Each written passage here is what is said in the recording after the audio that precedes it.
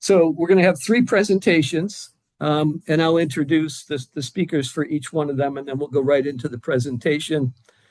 The first one is uh, our policy committee has been hard at work developing policies designed to increase the use of GEO, the world's most efficient form of heating and cooling. And today you're going to hear about three policies we've chosen to advance this year. The first involves mapping leak-prone gas pipe.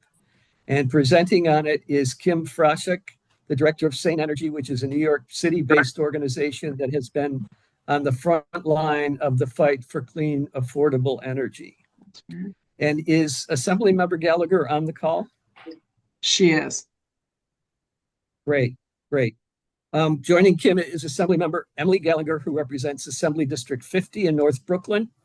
She is one of my heroes because as a relatively new legislator, she led the fight for the All Electric Buildings Act and got it passed in the state legislature to phase out fossil fuel gas hookups in new construction.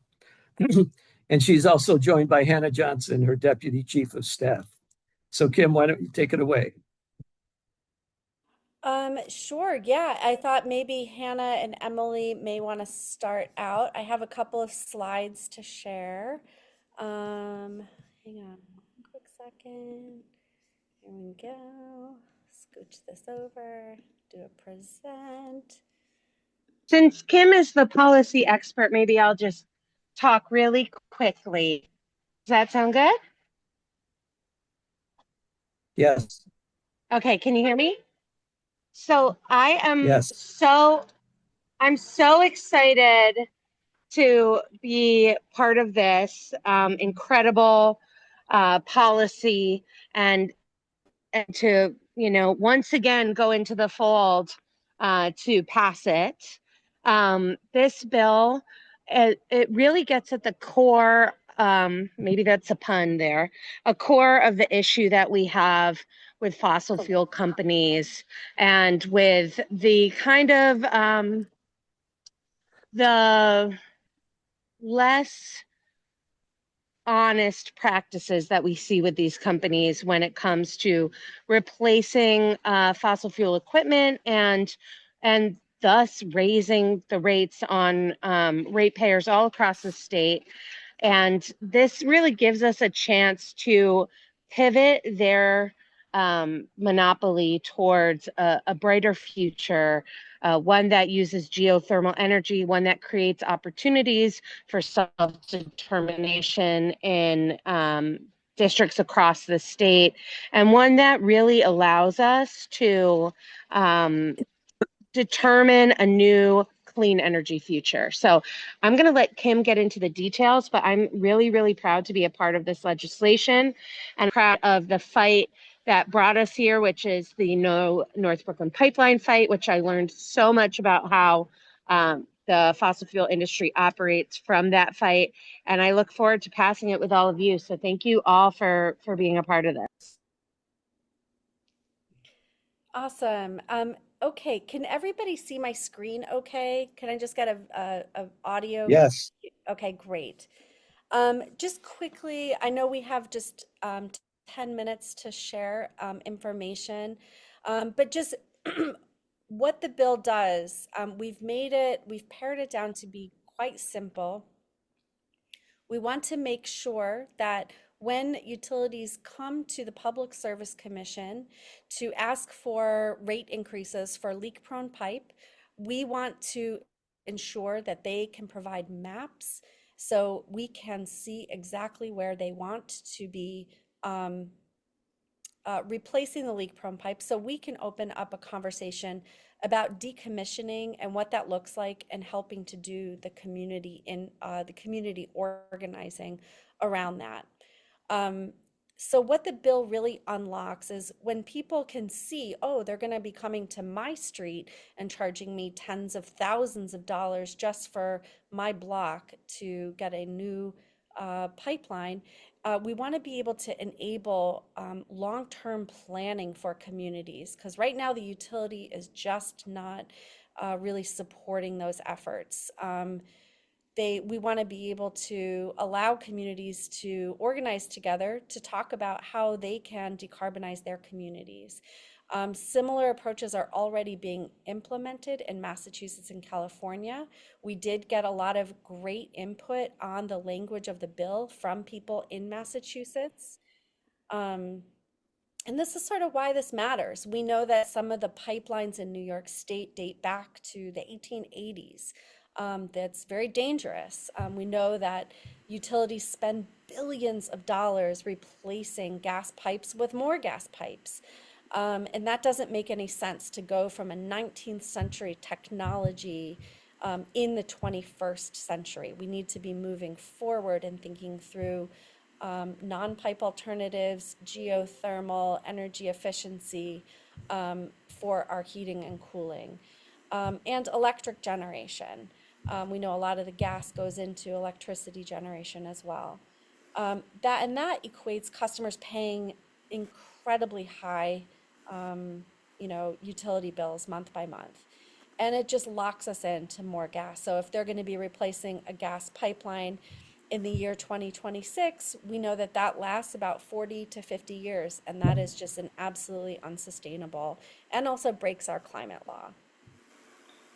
So the way this bill came to be was a number of us at Sane Energy Project were involved in the National Grid rate cases and downstate rate cases since 2019. This particular discovery question was filed, and for those of you who are familiar with rate cases, you can file discovery questions that are called interrogatories, or IRs for short, to any other party that's filed as a party in the rate cases. So we had filed for asking for maps on August 7th, 2023. Like, please provide maps for the leak-prone pipe that you're going to be doing. What they came, and they stalled, they dragged their feet on this, and I had to file a motion for them to answer my question. What they came back were the two maps that you see here on the right-hand side. This is clearly not detailed. We are unable to see actually what they're doing and like where they're actually doing the work that they're proposing. So they just sort of like tried to obscure details and did the bare bones minimum to just appear that they were answering the question without answering the question. So since then, one of the people that organized with us in the rate cases was like, we need a law. We need to write a law, and that's how this came to be. And then since we have been working in the Public Service Commission realm around the long-term gas planning, around rate cases, we were able to achieve through that process that National Grid had to come to our community board in North Brooklyn to do monthly check-ins with us. What the heck is going on? And at the last meeting, which was just on January 15th, we asked a series of questions. Now I have this on a short film, but we thought it might be like a little too long to show during this presentation, so I will put the link to the film in the chat. But in essence, I broke it down into exactly what happened. National Grid came in and told us all the 4 pillars of decarbonization they have. We learned that their 4 pillars of decarbonization was to tell people to call Con Edison if they wanted to have anything other than gas. And that wasn't really, that doesn't speak to us as like it's a pillar of decarbonization. It's a referral program. So we asked, we got onto the conversation about maps of leak-prone pipe, so we could help the company or partner with the company block by block to organize people to talk about the alternatives that they have. The National Grid just said, well, it's really the customers that are the problem. The customers don't want to get off gas.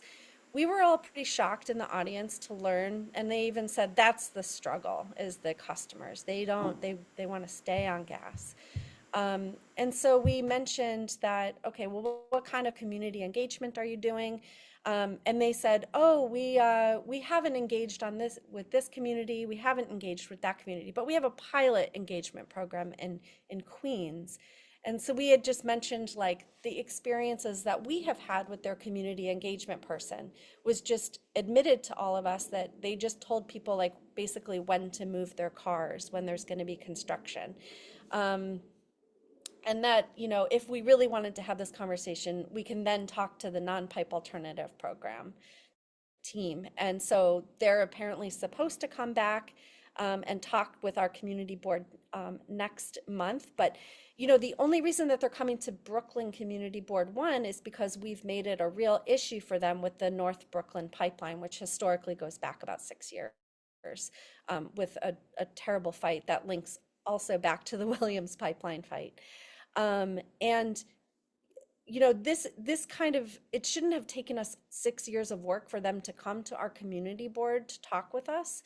We should also be seeing National Grid reaching out to all the community boards across New York City and all the different, you know, town boards across New York State and doing a level of transparency and accountability that we demand. So this is the premise for demanding that we have this the Pipeline Leaks and Safety Act bill to promote transparency and accountability and to lay out the work where we can actually do the decarbonizing organizing that needs to take place. We can't just like let them spend multiple billions of our dollars replacing one gas pipeline with another gas pipeline. So we want to make sure that we have tools in our toolbox, and this bill is one of those tools. So I will put a series of links in the chat after I close out this presentation. We would love a memo of support from any of you with organizations here. I will give you a template for that to fill out, and then you can send it back to either me or to Hannah on Emily's team. And just helping us lobby through the year. Like we would love to be able to sit down with legislators and explain, you know, why this is so important for affordability and for the climate crisis, and just also promoting 21st century labor, building the system that we need. And then we'll also be posting Kim, if I could, just to bring people up to date, we are asking that you put questions in the chat, and Kim has another couple minutes if you want to take any questions. I don't know if any have come in yet, but yeah, you're I'm gonna to your stop 10 minutes sharing. at this point.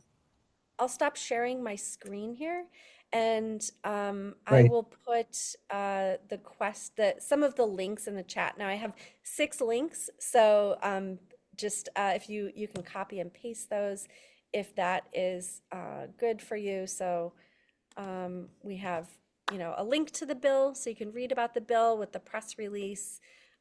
We have a link to a one-pager, a really terrific article in New York Focus that was featured. And then we also have made a video of that community board meeting that I was talking about, how they sort of hide behind, oh, you know, it's the customers that are the problem, the template memo of support. And if you'd like to sign up for an upcoming rate case training on getting active, yeah, please sign up. Check. Any So Bill, in questions the for chat. Kim? Okay.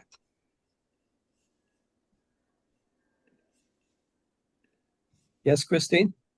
I was just going to say there's no questions, mostly just comments or clarification. Okay. Well, great. There should be a little bit of time at the end, so if you think of a question, there should be some time then as well. But let's move to our second presentation. And it will be on geothermal renewable energy credits by Brian Ferraris.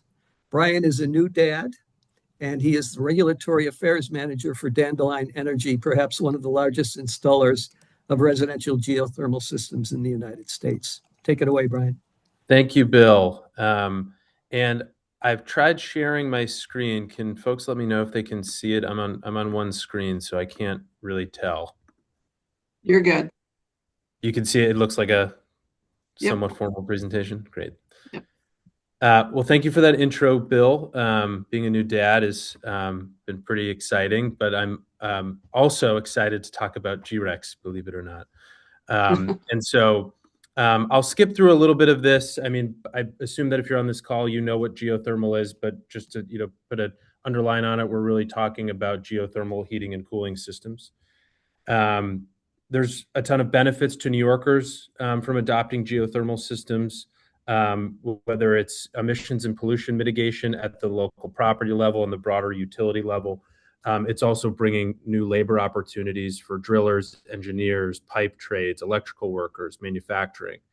And importantly, and something that we're going to emphasize today, is that geothermal reduces peak demand, something that is a challenge in the summer for almost every state, but which is going to be a challenge in the very near future for the winter in many states, particularly states in the Northeast and particularly New York. The New York State Scoping Plan has estimated that a higher adoption of geothermal heat pumps could reduce New York system peak by 4 to 12 gigawatts compared to the adoption of air source heat pumps. And why is that important? The majority of energy use in homes in New York comes from heating, greater than the U.S. average. And so, what is winter peak? That's when everybody gets home on cold days, turns on their TVs, plugs in their EVs, and cranks up their new electric heating. And the grid becomes overwhelmed with demand all at the same time. And the way that that's typically dealt with is by introducing sort of backup power to the grid, which is typically more expensive and more polluting. I think we're all collectively trying to work together to bring on more clean and more dispatchable supply, but we're also working collectively to reduce that demand year round and reduce that demand during the peak. And no one is more effective at that than geothermal. In New York, we can expect energy supply deficiencies to arrive as soon as winter 2029, which is sort of crazy to think about, is only a few years away. We've seen of this recent cold snap extreme conditions, which have significantly challenged the grid in states that were impacted. As I mentioned, geothermal systems are a key affordability solution for New York State. This proposed bill, the New York Geothermal Standard Act, aims to increase the deployment of geothermal heating and cooling systems by introducing a crediting system. This will significantly reduce energy consumption and shave peak demand, and serve as an important rate mitigation technology. So how does that happen? Sorry, I'm a little bit out of order on my slides. I'll go back to those two. But the proposal here is for the New York Geothermal Standard Act, one that would establish a geothermal portfolio standard. And what that does is it establishes a procurement carve-out dedicated to geothermal heating and cooling systems, which each installation of a geothermal system would generate a geothermal renewable energy credit, or GREC, based on the projected energy savings of the systems. This creates a performance-based credit that can be traded on the open market and provide value to projects. In practice, that can mean an upfront payment from aggregators to owners or installers and builders to install their systems and overcome some of the upfront financial challenges. And that's a real challenge. Geothermal systems, while possessing long-term benefits, have an upfront capital expense challenge that is being addressed in multiple ways. New York has helpful rebates, tax incentives, but this is a performance-based crediting system that will not only overcome some of those expenses, but that will attract outside capital investment into the state and allow for flexible financing structures like leasing.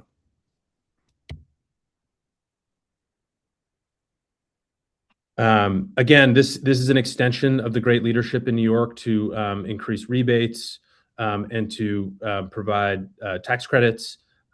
This REC framework is going to increase that support and increase the versatility of investment to be made in geothermal.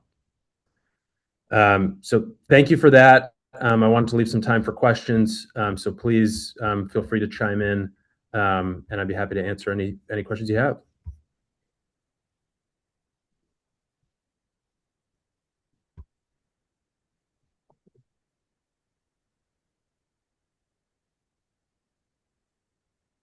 Brian, not hearing other questions, let Wait, me ask you, Bill, what can sorry, you say Jean, about what's Bill, I'm sorry to interrupt. Jean has her hand Yeah. up. Jean, you're on Just mute. Great. a quick question, Brian. Who is sponsoring the bill, and how have you done with co-sponsors? We're still seeking sponsors for the bills. We're meeting with a couple offices and hope to have an update soon that we have a sponsor and that we have a bill filed. And we'll be happy to share with this group and share continued sort of advocacy opportunities. And one thing I neglected to mention in my presentation, that this is a policy that is not unique and is not a first timer, which is always sort of a good thing. You can look to sort of a track record in other states. This is based on sort of a core policy criteria that was established in Maryland, that established a GREC carve-out, and that has led to increased geothermal investment in the state. It's led to the ability for leasing. It's established more projects and larger projects, both on the retrofit and new construction side. And so we operate in Maryland and New York, and we've seen success in Maryland, and we hope to see that shared success in New York for the geothermal community. Thanks, Brian. Lisa. That was basically my question, is where else does this policy exist? So it's just Maryland, or is there anywhere else? In practice, it exists in Maryland. So they passed this several years ago. It's operational. It was recently passed in Illinois, and they need to go through their PSC process to operationalize it, but it's been passed into law. Virginia is very close to passing a similar policy. They've had two identical bills passed through each chamber. They need to switch, pass through the other chamber, and then go to the governor's desk for review and signature. But we're optimistic that'll pass there as well. Great. Mhm. And I'm assuming this would also help with building thermal energy networks as well as individual geosystems. Yep. Thermal energy networks would be able to capitalize on GRECs as well if they're connecting HVAC to buildings. Nice. Mhm. Yeah.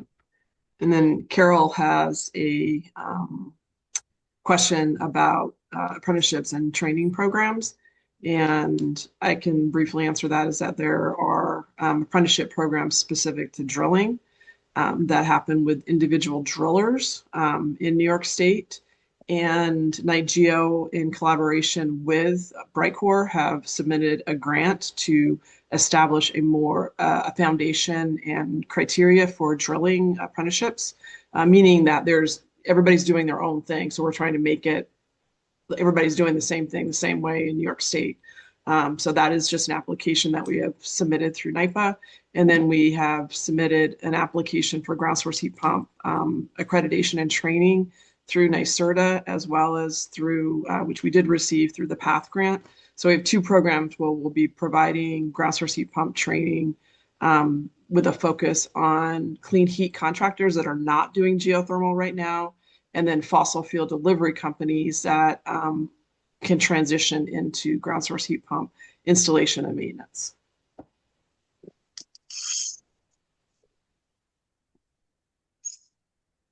I see Bill's question in the chat about how this has worked in Maryland as far as rebates and RECs. And the quick answer to that is that rebates and RECs can be stacked. So you can capitalize on both programs. You can still utilize state and local tax incentives. And we envision the same to be true in New York. In Maryland, they have a similar clean heat plan. Theirs is called the Empower plan, not to be confused with New York's Empower Plus plan.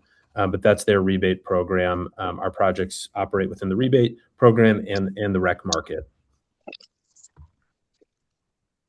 And to your question about how this works for third-party ownership, it's another incentive for third-party capital to enter the geothermal market. And it's something that they can potentially own and trade, which is going to incentivize them to buy and own an asset for a long period of time that are going to be sort of disaggregated. So I think our technology on its merit attracts investment, but if you can add another tool in the sort of capital investment stack, that's gonna increase the interest from third-party investment.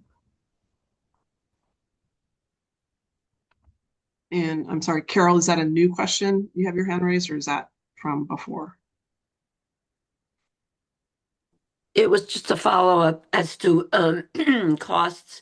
Like, are the training programs primarily for people who are switching, you're looking to have switch from existing fossil fuel companies, which is a good switch to make?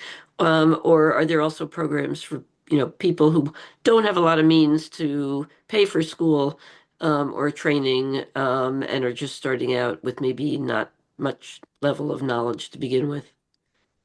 So the ground I mean, I source heat can. pump training, Go ahead. you really need to go into it with some HVAC knowledge. So the focus of the training program, which I think we could take offline because that's not really about this, would our programs would be available to anybody, but you really do need to have some HVAC experience to step into it. But that doesn't mean you have to have it.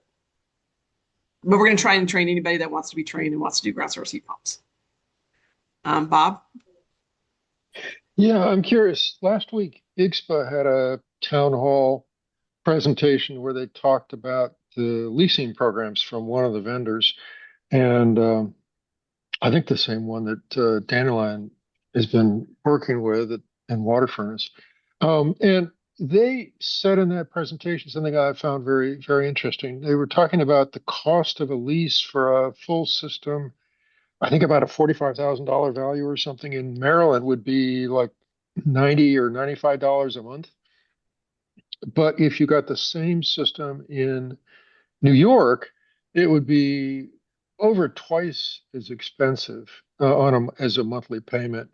Is that difference between the cost in New York and the cost in Maryland at least partly related to the Maryland's program and incentives in this area?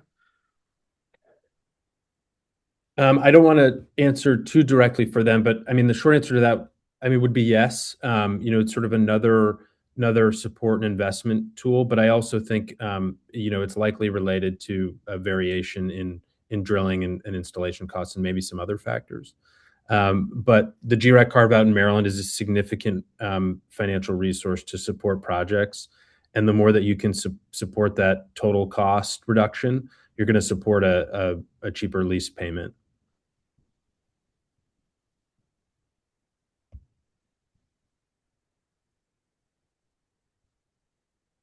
So I'm not seeing any more questions. Thanks everybody for the time. Again, we'll keep folks updated as we secure sponsorship and move this forward. And if anyone interested in advocating as it moves through the process, we'll be sure to keep everyone updated.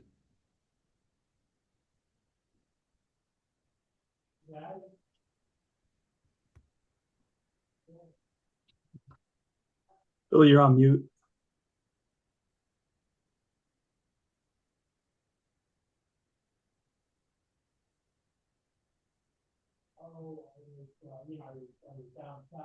We have Keith Hayes, who is a New York GEO board member.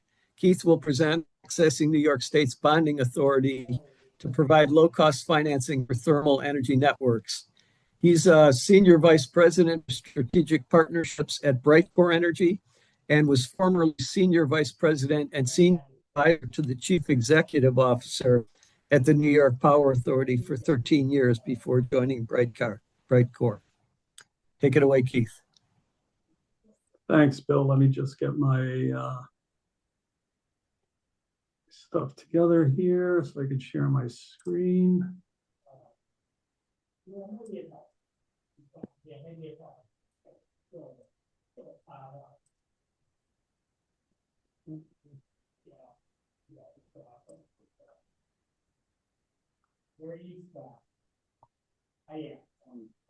Let me know. You can see it? Yep, you're good. Fantastic.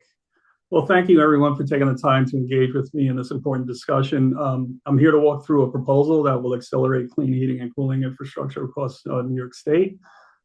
This initiative would establish a statewide bonding authority specifically dedicated to financing thermal energy networks, or TENS, that obviously include ground source heat pumps. The goal is to help New York meet its climate requirements while reducing energy burdens and unlocking investment in communities that we all know need it the most. So, New York's buildings are the largest source of greenhouse gas emissions, as we know, larger than the transportation or industry sectors. Thermal energy networks offer a scalable, equitable path to decarbonizing buildings, but progress has been too slow because of financing limitations and a fragmented market, so to speak. The solution, however, is simple. Establish a public bonding authority that can finance TENS at scale to reduce costs and unlock deployment statewide. This authority would align with, financing with CLCPA requirements while lowering risk and broadening access to capital. So the proposal builds directly on the state's existing climate commitments. The CLCPA, as you know, requires a net zero economy by 2050 and a 40% reduction in emissions by 2030. Targets that cannot be met without addressing building emissions. So in 2022, the UTENJA Act, or the Utility Thermal Energy Network and Jobs Act, authorized utilities to own and operate TENS, and Public Service Law, subsection 66T, created a regulatory framework for that. This bonding authority is the next logical step. It provides the financial engine needed to scale these legally authorized projects here in New York State. So the major barrier is in technology. Again, it's financing. Communities, especially disadvantaged communities, are struggling with rising energy costs and a lack to affordable capital, as we all know. Municipalities often cannot borrow at competitive rates or absorb the risk associated with large-scale thermal infrastructure projects. And as a result, high upfront costs and fragmented financing options are, again, slowing the deployment of TENS statewide. So a bonding authority allows us to pool risk across many projects, improving economics for every participating community. It provides equitable access to financing, not just for large or wealthy municipalities, but for smaller and disadvantaged ones as well. So at least 40% of investments will be directed into disadvantaged communities, consistent with the CLCPA's equity targets. This structure ensures that the benefits of clean heating infrastructure are shared broadly and fairly.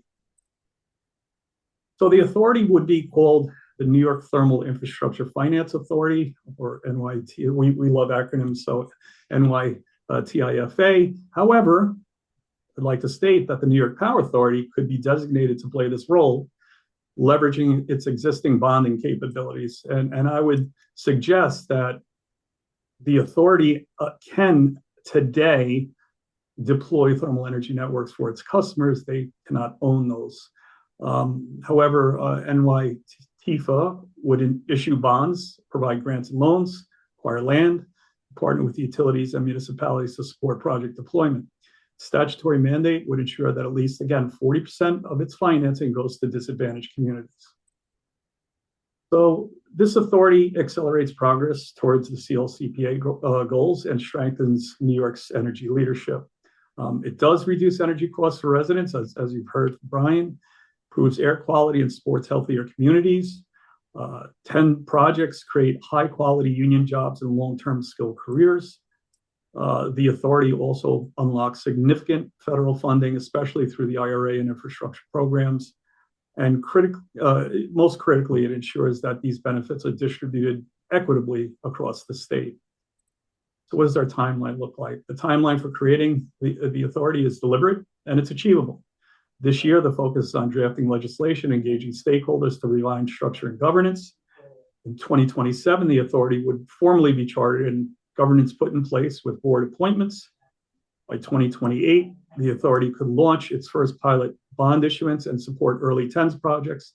And then 2028 on, the authority would scale financing statewide and support full deployment of thermal energy infrastructure. Now, if that authority happened to be NYPA, this timeline could actually be accelerated, because it would essentially, one way to get there would be to amend the Public Authorities Law versus create a whole new bonding authority, and then NYPA, who's already got this experience and skill sets, could move forward rather quickly. So that is the end of my presentation, and I would be happy to answer any questions.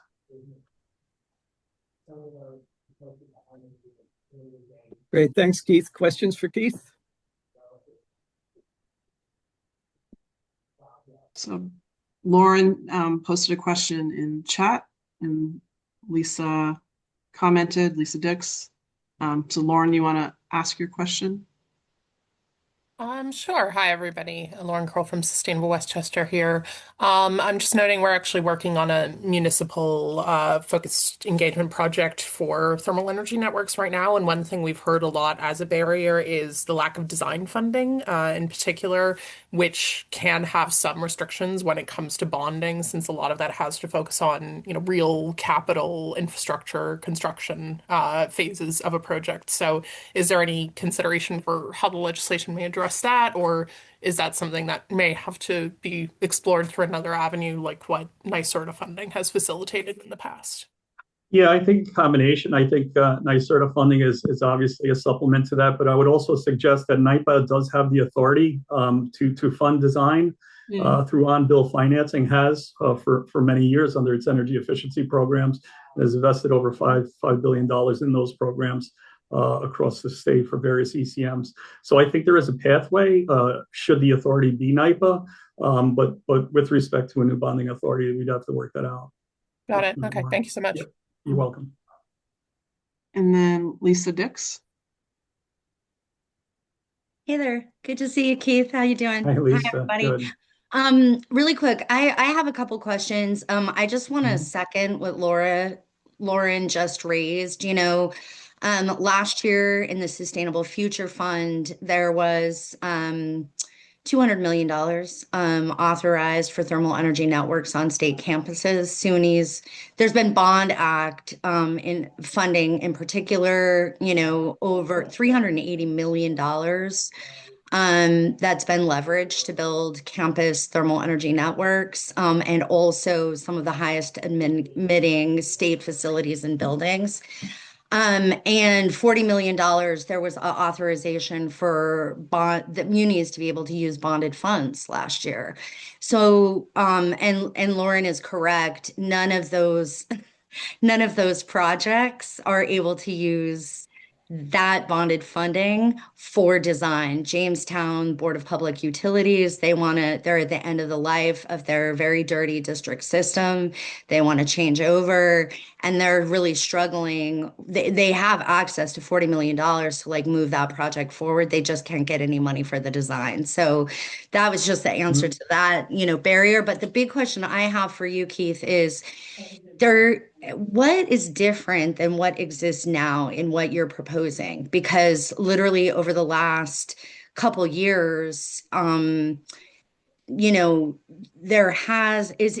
this more of a larger bond, and would the state need to approve it? Would the legislature need to approve it every year? Because right now, bonded funds can be used to already build thermal energy networks and have been used over the last 3 years to start deploying funds to build several, Oswego is one that's just already moving forward. So SUNY Oswego, they just signed they signed a PLA with the union. So, and I know Brightcore also is working on that project. So how is it different is my biggest question for what you're proposing and what we're able to do right now already and have been doing over the last several years. So it's a great question. It's the exact same question that was asked back in the 90s when NYPA created its energy efficiency program. And every single project that you just mentioned happens to be a NYPA customer.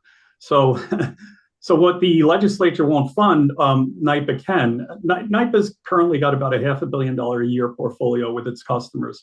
So if, let's just say, for instance, if you were to carve that 200 million or 100 million out of that portfolio and specifically targeted those projects that we're talking about, then a lot of the barriers go away, and NYPA could certainly move quicker through that process. Because, for instance, NYPA is not jurisdictional. The Public Service Commission is not jurisdictional over NYPA, so NYPA doesn't need their permission to move forward. You may want to pull the PSC into this for maybe 10 tariff approval. NYPA also couldn't own these systems, and I would suggest that the BPRA, which I helped to pen, actually allows NYPA to now own renewables. So it's not really a stretch for NYPA to own these systems consistent with that legislation. So I would also suggest that a lot of these pilots and projects are moving way too slow. And I believe that the authority could move a lot quicker through this process. So, NYPA may actually be working on those projects, be it SUNY or Jamestown was my customer for many years, and I know exactly what they're doing. But again, the issue there is NYPA cannot own that system, so that's the roadblock. So it's the difference between an ownership, like the bonding authority already exists, right? Because we've already had $380 million of bonded funds go to build thermal energy networks here in New York. So the only difference in what you're proposing is an ownership. Is that? And it's an ownership. I'm just trying to understand like the concept here. It's an ownership, and it's a model that you see when in place works very well. Just look at all the announcements NYPA just made on all its large-scale renewable projects, for instance. Those projects are moving quite rapidly. So there's an opportunity there. Again, you have all the processes, the resources in place with, again, a clear focus on the CPA mandates, because NYPA is subject to that like all the state agencies. And I just think you get through a lot of those hurdles less painfully. Then, it's a heavy lift to establish a new bonding authority. I'll agree with that. But I don't think you have to do that. And obviously, I'm not speaking for NYPA. I am retired from that organization. But I would say that it has all the capabilities to advance the ball. I know that there's so many people that want to ask. My last question that I did ask that I don't think I got answered. Would the legislature have to approve the bonded funds? Like NYPA can't just no. Yes, it can. Yep. NYPA issues its own bonds. It does have a board of trustees. It is independent. So yes, it can issue its own bonds without legislative authority or approval, I should say. Great. Thank you very much. Bob?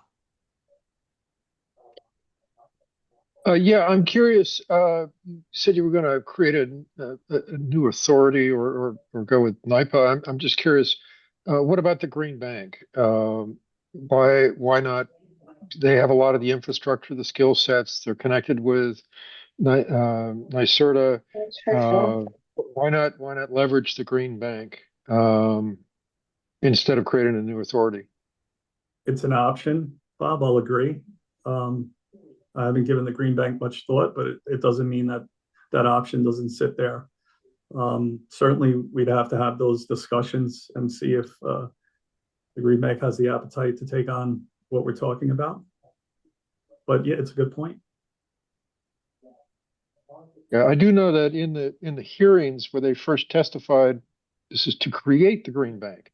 One of the things they said that they wanted to do, and this is before the Green Bank existed, this is one of the arguments for creating the Green Bank, was in fact to provide funding for geothermal projects. So I think we've all been disappointed they haven't done more of that over the years, but we should remember their roots and maybe give them the opportunity to finally make good on their promise. Yeah, it's certainly worth the discussion, and if they would direct the scale of funding that we're talking about for these purposes, but it's worth the conversation for sure. Great, thank you, Bill. Yeah, I just put something in the chat, and I wanted to bring the discussion back to Kim and Hannah and the assembly member.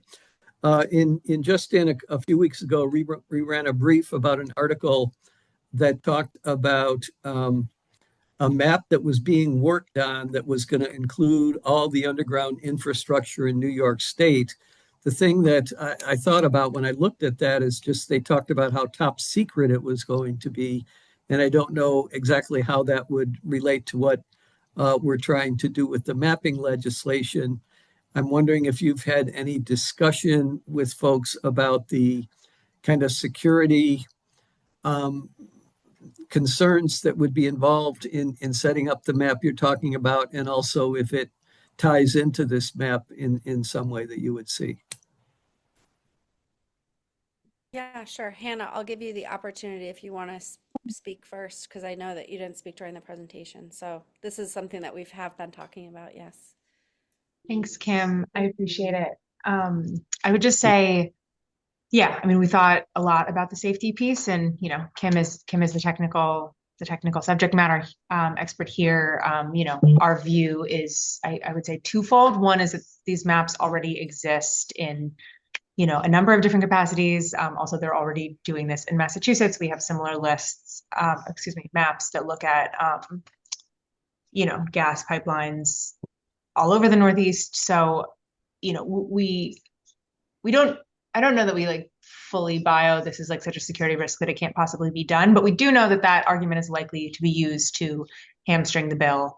So what we built into the bill text is really requiring these maps to look at sort of like a neighborhood level of mapping where, I think the specific is like within 25 square feet. Kim will know more specifically than I do, but we did build in a little bit of opportunity to sort of be specific, but not too specific within that neighborhood level, so that you don't know where, for example, where the radial ends are necessarily, or you don't know where kind of these specific points would be. Kim, fill in whatever I left out. Yeah, no, that was great. And we did bake security measures into the bill, so there could be, items redacted. We do know that New York City, the city administration right now is working on mapping the entire city of New York and the infrastructure that, they did say top secret. I understand those security reasons, but right now I walk down my street, and this is streets across in towns all across New York State, where there is yellow spray paint telling you exactly where the pipeline is, exactly what the diameter is, and exactly what the pressure of gas inside that pipeline is, on every single block in New York City, and I've also seen it in other towns across New York State. Um, and so, like, also National Grid does have a mapping website. They just do it block by block. These are things that we can absolutely bake into, once we go into like negotiating on the legislation and things like that, where, they may bring that up. And, to the thing I was talking to about in the community board meeting, they will bring it up, not necessarily, they will bring up security, they'll bring up reliability, they'll bring up safety. We know that those are the three key words that they love to throw around, but when it comes down to it, we know gas is not reliable or safe. And we also know that if they use a security argument, that's just a little bit of a smokescreen to prevent them from having to prove where the work is that they're asking for billions of our dollars for. So we have considered that, and we do not believe that this will pose a security risk, but we are prepared to answer that if they come to us with that. Thanks.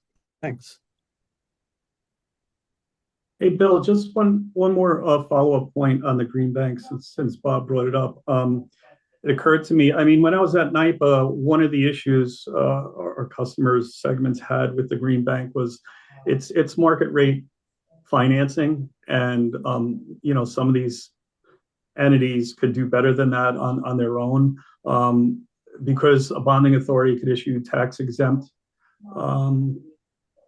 financing. That's a differentiator, and that's a mover. So that was one of the experiences I had with our customer base, that they weren't interested in the green bank because they go to market and get the same rates. So just something to think about, and they're not authorized to issue bonds. I think Carol has a question. Yeah, mine was back on the talking about the bonding, and it sort of may go on too much of a tangent, but I just wanted to throw out here, there's such a mismatch between the groups that are, excuse me,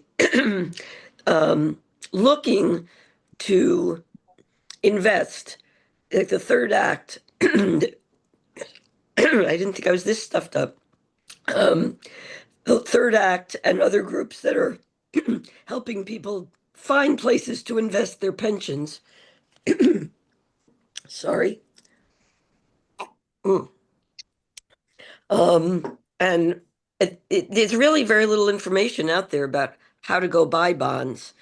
And I'm just wondering if there is a concerted effort. How do we get our money out of fossil fuels and now out of surveillance as well?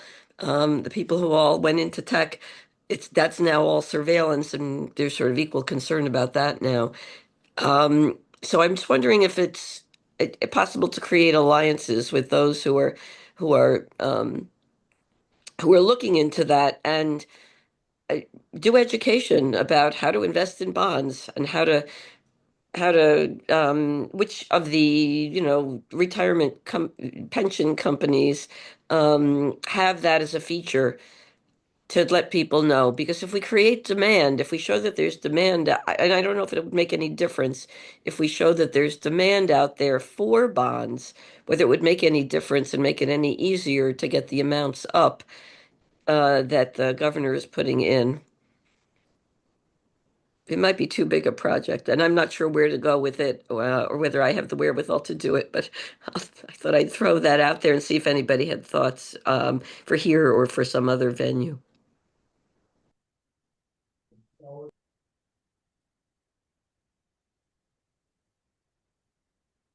Or whether people even see that as an issue. It's an esoteric part of investing to go and learn how to buy a bond.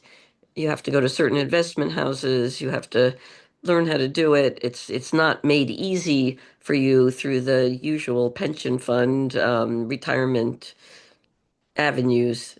But I think, I mean, I'm learning because I've been asking. There is a way to do it. You just have to speak to a special part of your office. Should you be lucky enough to have retirement funds at all? Yeah, Carol, I could tell you that to your point, investment firms do invest in green bonds, and it was actually a shock to me. My son works in the financial markets for a firm that I won't mention, but they actually buy NYPA's green bonds. So, and they do offer those to their clients. Who was that just talking? I missed it. Keith, Me. Me doesn't help. Okay, let's see. I'll Keith. go back to Keith. Hi. Thank you. So anyway, if you Mhm. want to offline, I'm at carolchalk@gmail.com. Mhm. Let me know more about it. But I'm thinking more not Sure. just of me as an individual, but the fact that there are several groups out there working with people, organizing third act, older people, but also just other groups, thinking about where both personal money is and municipal monies, cities, state, when we invest, and institutional money. How do we get the demand up? And is that worth doing? Would that make a difference or is it totally separate from the decisions about, uh, ending up with the amount of bonding we've got, which is going down? Mhm. So, Bill, you have about 5 more minutes left. Yeah, I did just put everybody who made presentations, their email in the chat. If folks want to follow up, I encourage you to do so. Christine, do you have a link for where this is going to be, the recording is going to be? No, because I have to download it and then upload it to YouTube. So because you all had to register, I'll have your email addresses and we will send it to you. But there'll be, NY-GEO has a policy page, and I'll post this on the policy page. I'll put that link in the chat, of where it will be done, and I'll try my best to have this done by tomorrow. Great. And please do stay in touch with us. We will certainly be putting out calls for support as these measures move forward. It's not clear the timeline for each of them at this point, but we will be continuing to work on them. And I want to thank everybody for participating with us today, especially thank the presenters. Y'all did a great job.